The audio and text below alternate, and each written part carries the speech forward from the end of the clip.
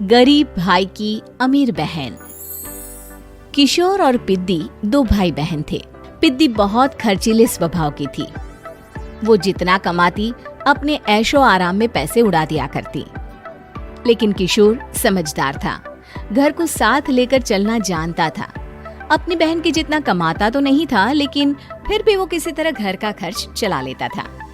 एक दिन पिद्दी किशोर से कहती है, किशोर, तुम थोड़ा ज्यादा क्यों नहीं कमाते?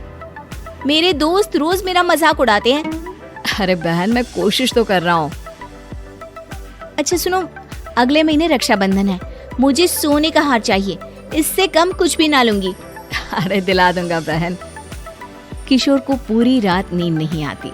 उसके दिमाग में बस ये चल रहा था कि उसकी माली हालत इतनी बिगड़ चुकी है, अब वो सोने का हार कहाँ से लाएगा। अगले दिन किशोर सुबह सुबह घर से ये बोलकर निकल गया कि पिद्दी, मैं गांव से बाहर जा रहा हूँ, कुछ दिन घर नहीं आऊंगा। किशोर ने अपने काम के साथ साथ फेरी में कपड़े बेचने भी शुरू कर दिए, जिससे वो ज्यादा से ज्यादा पैसे कमा सके। रात में वो एक बिल्डिंग की चौकीदारी भी करने लगा। अपने काम से थोड़ा बहुत समय निकालकर बस कुछ घंटे की नींद ले पाता था। और कब वो कुछ दिन एक महीने में बदल गए और रक्षाबंधन भी आ गया, पता ही नहीं चला। लेकिन किशोर अभी तक घर वापस नहीं लौटा। जहां वो काम करता था, पिद्दी के नाम का गुल्लक रखा हुआ था। किशोर ने उस गुल्लक को फोड़ा और सारे पैसे इकट्ठा करके एक सोने का हार खरीद लिया।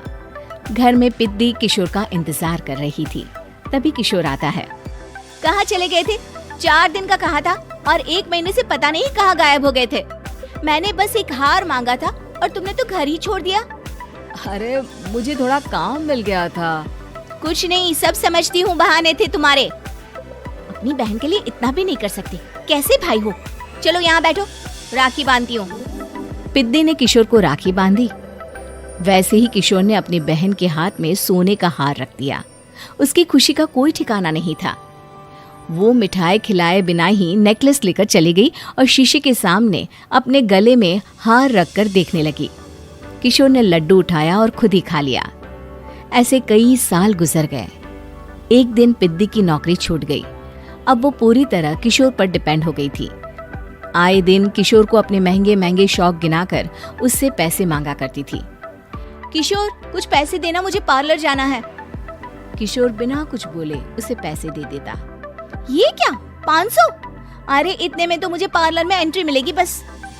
अच्छा, देता हूँ ना ज्यादा। अरे कैसे भाई हो, अपनी बहन के लिए इतना भी नहीं कर सकते। किशोर ने जेब से 2000 का नोट निकाला और उसे दे दिया। किशोर गरीबी में रह लेता था, लेकिन अपनी बहन को कभी कोई कमी नहीं होने देता था। बेटा, पिद्दी तुम्हारी बहन है, उसे कभी किसी चीज की कमी मत होने देना और उसका ध्यान रखना, क्योंकि भाई का फर्ज होता है अपनी बहन का ध्यान रखना। किशोर ने माँ की कही ये बात हमेशा के लिए याद कर ली थी।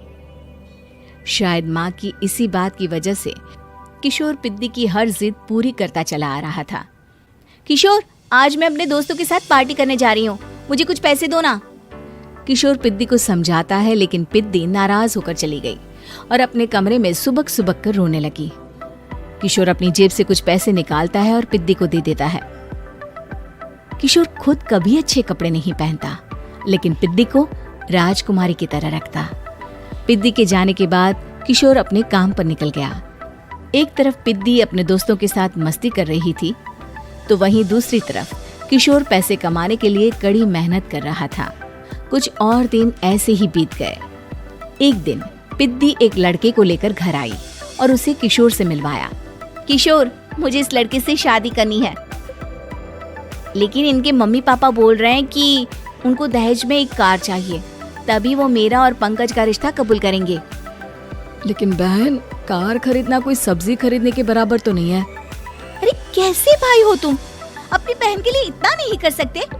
देखो, मैं ज्यादा इंतजार नहीं कर सकती, तुम्हें 1 साल में मेरे लिए कार खरीदनी ही होगी। अच्छा पंकज, एक काम करो, कल तुम अपने माता पिता को घर बुला लो, मैं उनसे तुम्हारे और पिद्दी के रिश्ते की बात कर लेता हूँ। अगले दिन किशोर के छोटे से घर में पंकज और उसके माता पिता आते हैं। बेटा, तुम्हारी बहन ने हमारी शर्त तो बता ही दी होगी। जी। बेटा तुम तो इतने छोटे घर में रहते हो, दहेज कहाँ से लाओगे? मैं अपनी बहन की खुशी के लिए सब कुछ कर सकता हूँ। पंकज और पिद्दी का रिश्ता तय हो जाता है। किशोर अब अपनी क्षमता से 4 गुना ज्यादा काम करने लगता है। सुबह सबके घरों में न्यूज़पेपर फेंकता, दिन में मजदूरी करता और रात में चौकीदारी करता। खूब मेहनत करके किशोर ने अपनी बहन की शादी के लिए पैसे जुटा लिए। उसने अपनी बहन के लिए कार खरीद ली। जब वो पिद्दी के ससुराल वालों से मिलने गया तो उन्होंने किशोर से और पैसों की मांग की। इस बार किशोर हार चुका था। पिद्दी माफ करना, मैं तुम्हारी शादी उस लड़के से नहीं कर सकता। वो लालची लोग हैं, उन्हें सिर्फ पैसों से मतलब है। देखो किशोर, मैं पंकज से ही शादी करूंगी। क्योंकि पिद्दी ने तो किशोर की बात न मानने की जैसे कसम खा रखी थी। किशोर ने पंकज को घर बुलाया। पंकज, तुम अपने माता पिता को समझाते क्यों नहीं हो? भैया, वो हमारी शादी के लिए मान गए, मेरे लिए तो यही बहुत बड़ी बात है। हम एक काम कर सकते हैं, दहेज की रकम में से कुछ पैसे मैं आपको दे देता हूँ। अरे लेकिन समाज वाले क्या कहेंगे? अरे जब दुनिया को पता चलेगा तब ना। अच्छा, कुछ पैसे मैं अपने मालिक से कर्ज में ले लेता हूँ। कुछ पैसे पंकज देता है, कुछ वो कर्जा लेता है और अपनी उम्र भर की कमाई वो अपनी बहन की शादी में लगा देता है। आखिर में पंकज और पिद्दी की शादी हो जाती है।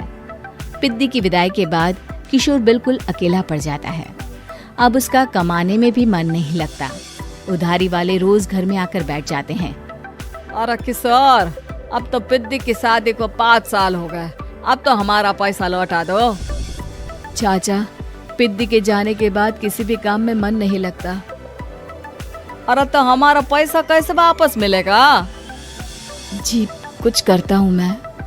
किशोर के ऊपर बहुत सा कर्जा चढ़ गया था, इसलिए उसने तय किया कि वो ये घर बेचकर सबके पैसे लौटा देगा।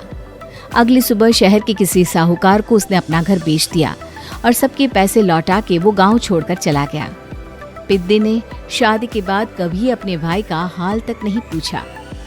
किशोर को फर्क नहीं पड़ता था, बस ससुराल में उसकी बहन खुश है ये जानकर उसे खुद की खुशी मिलती थी और ये सोचकर कि उसने माँ से किया हुआ वादा पूरा कर दिया।